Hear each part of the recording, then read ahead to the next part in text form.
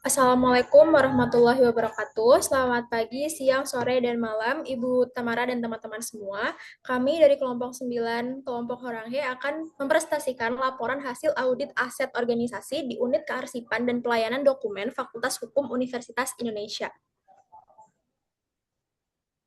Dengan anggota kelompok kami, yang pertama ada saya sendiri, Ayasha Sabika Akila Suendra, yang kedua Akilah Nur Kalisah, dan yang ketiga ada Raira Silva. Untuk selanjutnya, pendahuluan bisa dilanjutkan oleh teman saya. Baik, untuk pendahuluan saya akan memperkenalkan profil lembaga dari unit yang kami audit, yaitu Unit Kearsipan dan Pelayanan Dokumen Fakultas Hukum Universitas Indonesia. Unit ini merupakan unit administratif di bawah Wakil Dekan Bidang Pendidikan, Penelitian, dan Kemahasiswaan yang berdiri sejak tahun 2013. Unit ini bertugas mengolah arsip fakultas seperti ijazah, transkrip, SK Dekan, dan arsip dari berbagai unit kerja lainnya. Untuk narasumber yang kami wawancarai, yaitu ada koordinator atau arsiparis ahli pertama yaitu Mbak Shanas dan arsiparis terampil yang terdiri dari Bapak Vincent dan Bapak Ari. Boleh di next?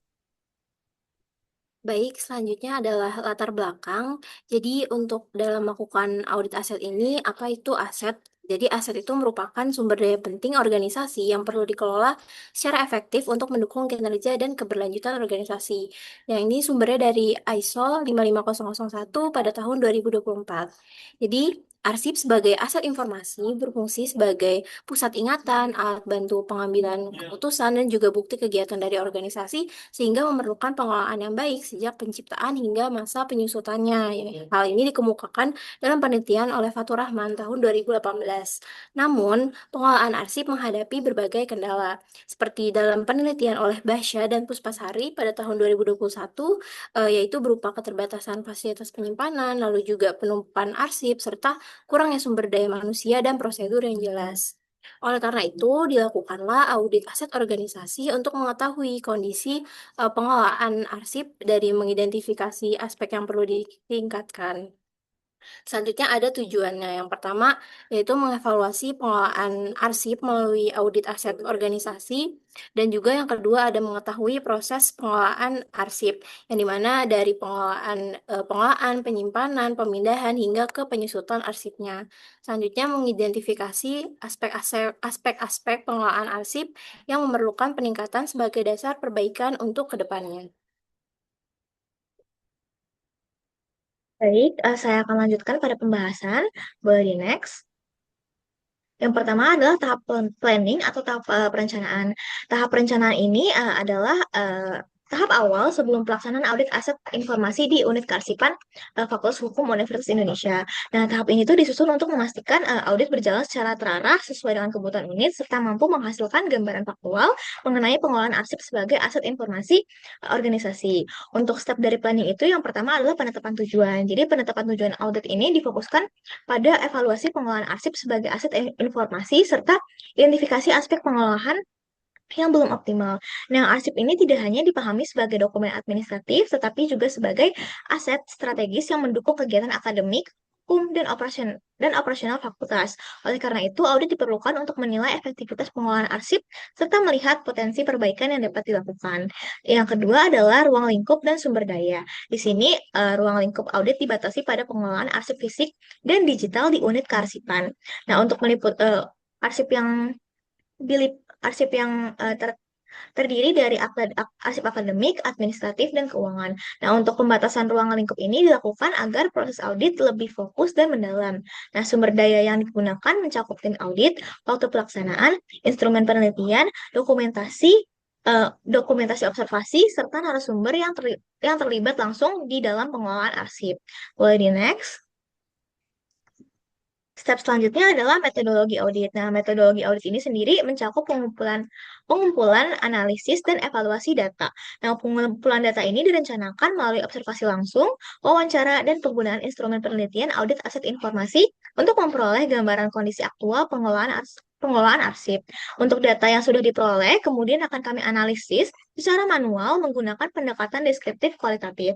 Dari hasil analisis tersebut, selanjutnya akan dievaluasi dengan membandingkan kondisi lapangan terhadap indikator audit untuk mengidentifikasi kesenjangan dan aspek yang masih memerlukan perbaikan. Selanjutnya adalah Step selanjutnya adalah strategi komunikasi. Nah, strategi komunikasi ini disusun agar proses audit berjalan efektif dan tidak bersifat sepihak. Nah, sebelum audit, kita melakukan koordinasi awal terlebih dahulu dengan pihak unit terkait dan menyampaikan tujuan audit yang akan kami lakukan. Selanjutnya adalah jadwal pelaksanaan dan kebutuhan data. Nah, selama audit berlangsung, kami mengkomunikasikannya dengan melalui wawancara, observasi, dan klarifikasi.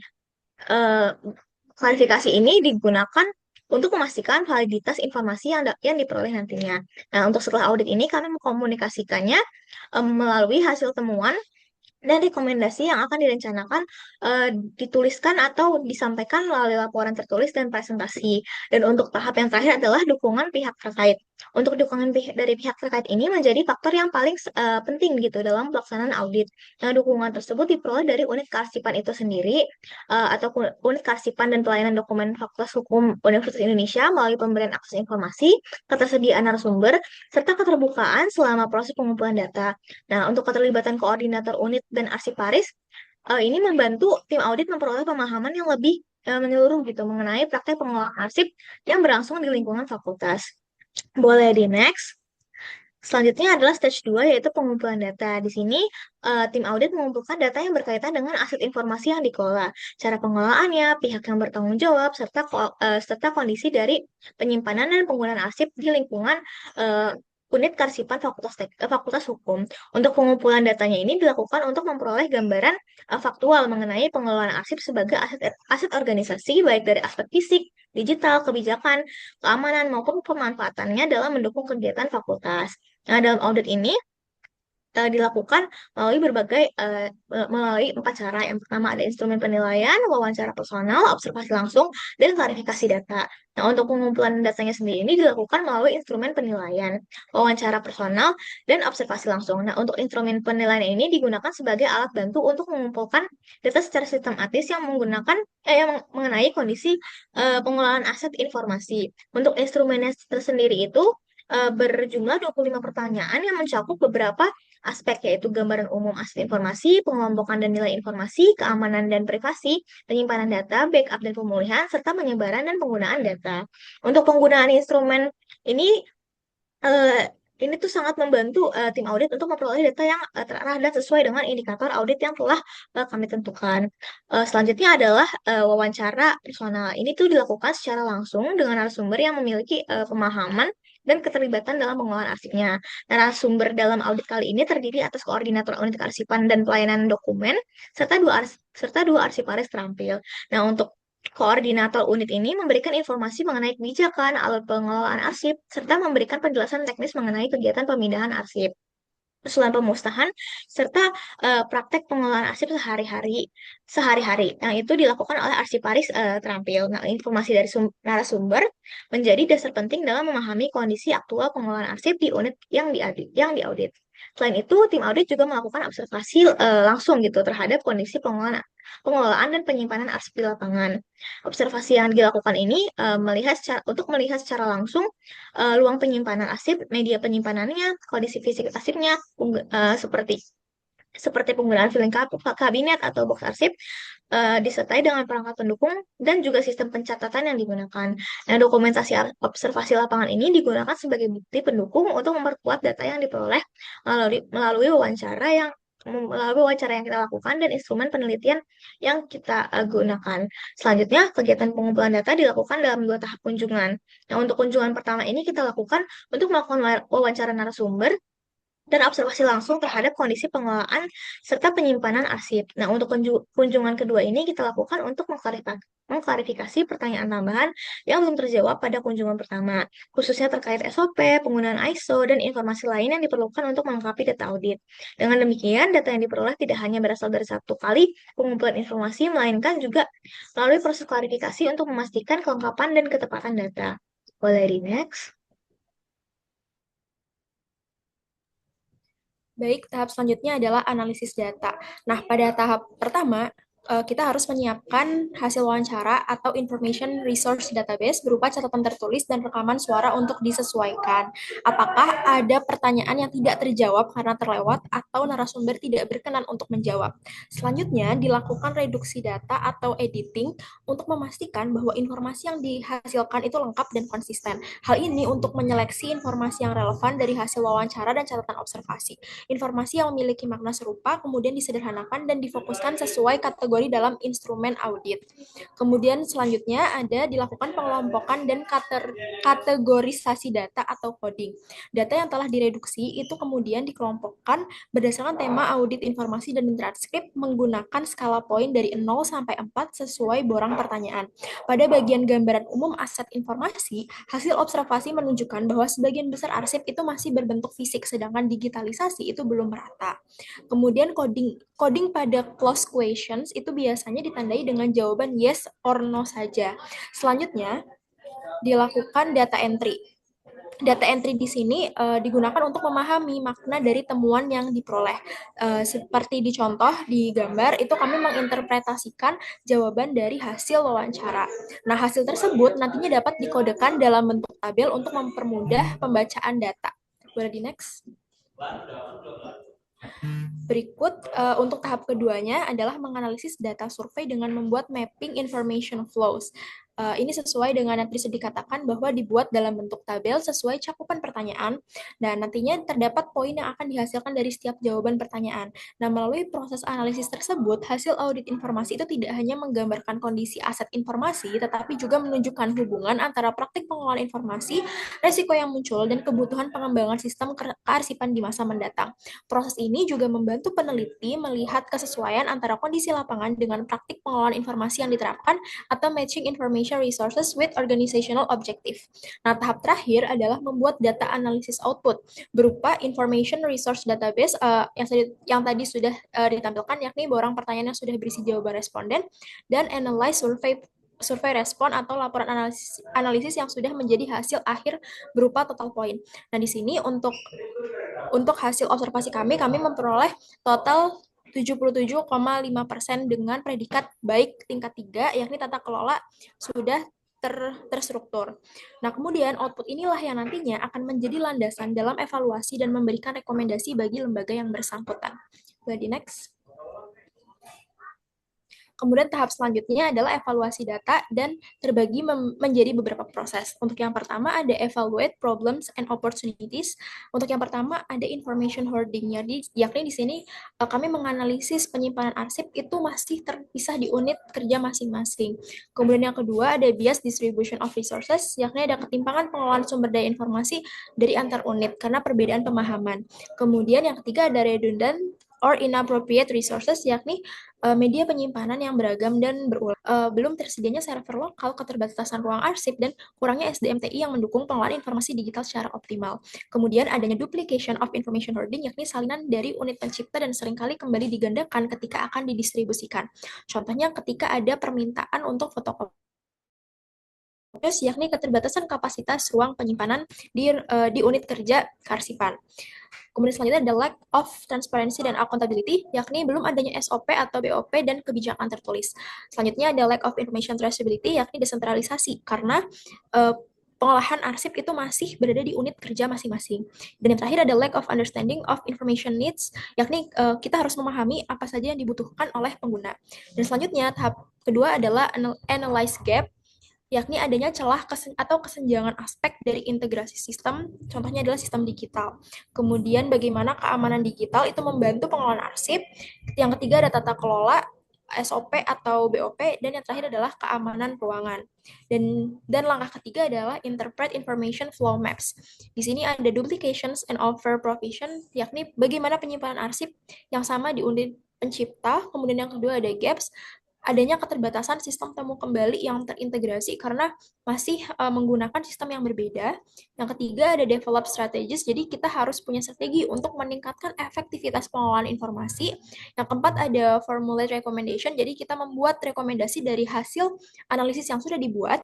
Kemudian ada costing and processes, yakni memperkirakan kebutuhan sumber daya dan proses implementasi dari rekomendasi. Karena tentunya untuk menambah sumber daya itu pastinya juga mengeluarkan biaya yang lebih besar. Kemudian ada goals, yakni apa pencapaian yang ingin dicapai oleh unit kearsipan sendiri dalam pengelolaan arsipnya. Dan yang terakhir adalah develop an action plan for change, yakni kita membuat perencanaan untuk membuat perubahan. Next. Nah, di sini adalah alur pengelolaan informasi di unit kearsipan yang berupa hasil analisis data atau semacam workflow. Nah, untuk yang pertama itu dimulai dari penciptaan dan pengelolaan arsip aktif di unit kerja, dan yang kedua pemindahan arsip ke unit kearsipan, yang ketiga pengelolaan dan pengendalian informasi di unit kearsipan, yang keempat ada backup, pemulihan, dan keberlanjutan, kelima ada pemusnahan dan pemindahan arsip, keenam monitoring dan audit, dan yang terakhir adalah tujuan akhirnya. Di sini juga disebutkan ada output evaluasi data yang ada di pojok kanan bawah. Next. Baik, selanjutnya adalah tahap penyampaian rekomendasi. Jadi di sini kami menggunakan dua cara. Yang pertama laporan tertulis dan juga presentasi lisan. Untuk laporan tertulisnya sendiri, jadi memuat latar belakang, tujuan, 7 tahap proses audit informasi, serta kesimpulan dan saran terkait pengelolaan untuk unit kearsipan ke depannya. Selanjutnya untuk presentasi lisan, kami menggunakan media PowerPoint dan presentasi dilakukan untuk menjelaskan temuan audit dan perubahan yang disarankan selama proses audit berlangsung. Kelompok kami juga telah memberikan masukan secara langsung kepada arsiparis sebagai bentuk feedback awal terhadap temuan audit yang kami temukan. Selanjutnya untuk implementasi rekomendasi, pertama-tama harus ada pemahaman terhadap proses perubahan. Tujuannya adalah untuk meningkatkan efektivitas pengelolaan arsip, keamanan informasi, dan keseragaman prosedur kerja di unit kearsipan maupun dengan unit kerja lainnya. Dan proses implementasi ini dilakukan secara bertahap dengan mempertimbangkan kemungkinan respon pegawai terhadap perubahan seperti dari yang awalnya penolakan hingga ke penerimaan. Lalu juga budaya kerja yang masih bersifat desentralisasi serta keterbatasan sumber daya manusia juga anggaran. Maka dari itu diperlukan dukungan manajemen, komunikasi terbuka dan juga sosialisasi kepada para staf-staf unit kerja. Selanjutnya ada penyusunan program implementasi, yaitu penjelasan tujuan. Jadi, kami membuatnya dalam bentuk tabel agar saran program implementasi ini terlihat jelas tujuannya.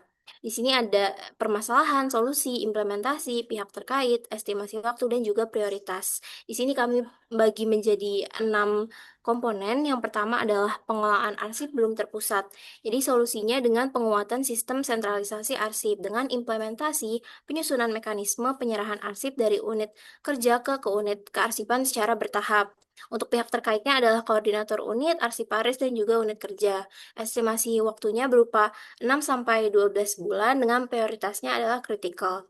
Yang kedua adalah keamanan fisik ruang arsip itu belum optimal, sehingga solusinya adalah peningkatan keamanan di ruang arsipnya sendiri. Untuk implementasinya yaitu pelapisan atau penggantian pintu kaca, lalu penataan ulang area arsip dan juga penambahan CCTV di ruang arsip. Pihak terkaitnya pastinya adalah fakultas dan juga unit kearsipan. Estimasi waktunya kami memperkirakan 2-4 bulan dengan prioritasnya juga termasuk kritikal. Yang ketiga adalah keterbatasan SDM dan tidak adanya tenaga IT. Solusinya pastinya dengan penambahan SDM dengan implementasi pengajuan staf IT dan tenaga bantuan mahasiswa atau wirada. Pihak terkaitnya sendiri, fakultas dan unit kearsipan yang akan mengajukan penambahan SDM tersebut dengan estimasi waktu 3-6 bulan dan masuk ke kategori important. Yang keempat, sistem penyimpanan digital itu belum seragam, sehingga solusinya perlu standarisasi platform penyimpanan digital. Untuk implementasinya, yaitu penetapan satu platform utama penyimpanan arsip digital agar seluruh unit kerja itu menggunakan satu platform yang sama dan sosialisasi penggunaannya. Pihak terkaitnya adalah unit kearsipan dan juga seluruh unit kerja. Dengan estimasi waktu 3-6 bulan, prioritasnya adalah important. Yang kelima adalah SOP dan POB masih dalam tahap pengembangan, sehingga solusinya itu harus diselesaikan SOP dan POB tersebut. Implementasinya yaitu penyusunan, sosialisasi, dan implementasi SOP serta POB secara bertahap. Untuk pihak terkaitnya adalah fakultas dan unit kearsipan. Dengan estimasi waktu kami memperkirakan maksimal 1 tahun karena ini merupakan sebuah kebijakan yang dimana terkadang membutuhkan waktu yang lama. Untuk prioritasnya juga termasuk ke kritikal, dan terakhir masalahnya adalah backup data belum rutin, sehingga solusinya harus ada penyusunan jadwal backup secara berkala. Untuk implementasinya dengan penetapan prosedur dan monitoring secara berkala, pihak terkaitnya adalah arsiparis dan juga staf IT. Untuk estimasi waktunya adalah 1 sampai 2 bulan dengan prioritas important. Nah, untuk prioritas ini kami membaginya dengan jika kritikal, penerapannya itu bersifat sangat penting untuk dilakukan karena merupakan fundamental dari pengelolaan arsip yang lebih efektif di unit kearsipan. Sedangkan untuk important sendiri, penerapannya juga masih sangat penting, namun bisa diterapkan secara bertahap. Selanjutnya ada penentuan dampak. Di sini kami memperkirakan dampak positifnya yaitu peningkatan keamanan arsip, lalu juga kemudahan akses informasi, konsistensi pengelolaan arsip, dan juga efisiensi dalam proses kerjanya. Namun pasti pada tahap awal itu muncul kendala seperti penambahan beban kerja, penataan ulang arsip, dan penyesuaian terhadap prosedur kerja baru.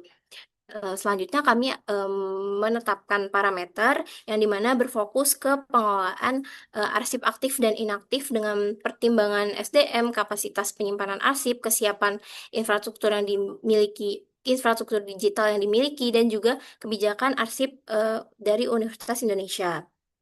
Jadi untuk prioritas implementasinya itu lebih diprioritaskan kepada arsip vital, arsip yang frekuensi penggunaannya tinggi, dan juga arsip yang berisiko mengalami strategi komunikasi. Serta strategi ini dilakukan secara berkala agar seluruh pihak itu memahami perubahan yang kita terapkan dan juga dapat mendukung implementasi rekomendasi yang telah kita susun. Selanjutnya ada integrasi dan evaluasi implementasi. Untuk yang pertama ada implementasi rekomendasi dapat diintegrasikan ke dalam rencana kerja dan pengembangan pengelolaan arsip. Nah, hal ini agar dapat diterapkan secara bertahap dan juga mendukung pengelolaan arsip yang lebih terstruktur dan juga terintegrasi antar unit kerja. Yang kedua, meskipun kebijakan kearsipan itu telah diatur oleh kantor arsip UI, unit kearsipan dan pelayanan dokumen FHU ini masih perlu menyelesaikan SOP dan POB tadi seperti yang telah saya sebutkan sebelumnya. Hal ini guna menciptakan keseragaman prosedur dan memperjelas tanggung jawab untuk pengelolaan arsipnya sendiri. Yang ketiga, ada evaluasi implementasi rekomendasi itu dilakukan secara berkala untuk menilai efektivitas perubahan dan kebutuhan pengembangan pengelolaan arsip ke depannya. Nah, di sini mereka bisa melalui monitoring pengelolaan arsip, peninjauan efektivitas SOP dan POB-nya, lalu evaluasi sistem penyimpanan digital, serta feedback dari pengguna layanan arsip dan unit kerja terkait. Baik, selanjutnya saya akan memaparkan tentang audit informasi sebagai proses yang berkelanjutan. Di sini ada 3 step. Yang pertama adalah kami melakukan pengukuran dan evaluasi perubahan. Di sini untuk pengukuran dan penelitian terhadap perubahan ini perlu dilakukan untuk mengetahui efektivitas implementasi rekomendasi dalam meningkatkan pengelolaan arsip. Nah, evaluasi ini dapat dilakukan melalui pengukuran secara kuantitatif, seperti peningkatan keteraturan pengelolaan arsip dan kemudahan temu kembali informasi, maupun secara perseptual berdasarkan masukan dari arsiparis dan unit kerja terkait terhadap perubahan yang diterapkan. Nah, untuk pelaksanaan evaluasi ini tidak memiliki standar waktu dan jumlah pelaksanaan, sehingga dapat dilakukan sesuai kebutuhan organisasi. Nah, seluruh pihak yang terdampak oleh perubahan ini juga perlu mengetahui adanya proses evaluasi dan penilaian, dan sebaiknya dilakukan oleh pihak yang memahami proses audit serta pengelolaan arsip. Selain itu, evaluasi perlu dilakukan berdasarkan tujuan awal dari rekomendasi agar efektivitas implementasinya dapat dinilai secara tepat. Selanjutnya adalah penyesuaian audit informasi terhadap kebutuhan organisasi. Nah, pelaksanaan audit ini disesuaikan dengan kondisi dan kebutuhan organisasinya. Penyesuaian ini dilakukan dengan mempertimbangkan keterbatasan sumber daya manusia, sistem pengelolaan arsip yang masih bersifat desentralisasi, serta belum terintegrasinya penyimpanan arsip digital.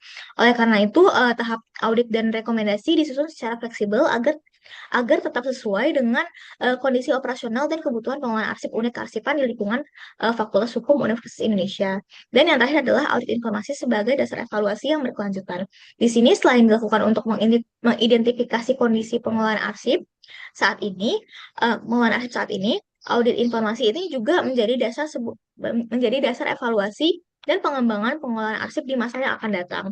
Data dan temuan yang diperoleh dari audit ini dapat digunakan sebagai sebuah acuan dalam pelaksanaan audit berikutnya untuk menilai perkembangan implementasi rekomendasi, perubahan kebutuhan informasi, dan efektivitas sistem pengelolaan arsip yang diterapkan. Dengan demikian, audit dapat menjadi proses berkelanjutan dalam mendukung pengelolaan informasi yang lebih sistematis dan terintegrasi. Baik, selanjutnya untuk kesimpulannya, jadi berdasarkan audit aset informasi yang telah kami laksanakan, pengelolaan arsip pada unit kearsipan dan pelayanan dokumen FHUI telah berjalan cukup baik dan terstruktur dengan nilai 77,5 yaitu sudah termasuk kategori baik. Hal ini karena pengelolaan arsip sudah didukung dengan inventarisasi digital, pembatasan akses sesuai wewenang, dan juga audit berkala dari kantor arsip UI. Dan juga ada penyimpanan digital untuk menunjang administrasi dan akuntabilitas fakultas. Namun masih terdapat kendala seperti sistem penyimpanan digitalnya itu belum terintegrasi antar unit kerja, lalu belum adanya SOP dan kebijakan tertulis yang seragam, keterbatasan SDM dan infrastruktur digital serta sistem backup dan keamanan informasi itu juga masih belum optimal sehingga diperlukan penguatan dan pengembangan lebih lanjut agar pengelolaan arsip dapat berjalan lebih efektif, konsisten, dan berkelanjutan seperti yang telah dijelaskan tadi. Baik, untuk saran, unit kearsipan dan pelayanan dokumen FHUI diharapkan dapat meningkatkan kualitas pengelolaan arsip melalui penguatan kebijakan, SOP, dan sistem pengelolaan informasi yang lebih terintegrasi. Pengembangan digitasi arsip secara menyeluruh perlu dilakukan untuk mengurangi arsip fisik, meminimalkan duplikasi data, serta meningkatkan keamanan dan kemudahan akses informasi. Selain itu, sosialisasi dan pembinaan kepada seluruh unit kerja perlu ditingkatkan agar kesadaran terhadap pentingnya arsip dapat terbentuk secara merata. Penambahan SDM juga diperlukan untuk mendukung sistem kearsipan yang semakin kompleks. Selain itu, peningkatan keamanan fisik dan digital, standarisasi backup data, serta penyusunan rencana pemulihan bencana atau Disaster Recovery Plan atau DRP juga perlu dikembangkan secara lebih terstruktur. Dengan demikian, unit kearsipan diharapkan mampu membangun sistem pengelolaan informasi yang lebih adaptif, aman, terintegrasi, dan berkelanjutan sesuai dengan perkembangan kebutuhan informasi di masa mendatang. Berikut daftar pustaka yang kami gunakan. Sekian, terima kasih presentasi dari kami. Mohon maaf apabila ada kekurangan. Assalamualaikum warahmatullahi wabarakatuh. Terima kasih. Terima kasih.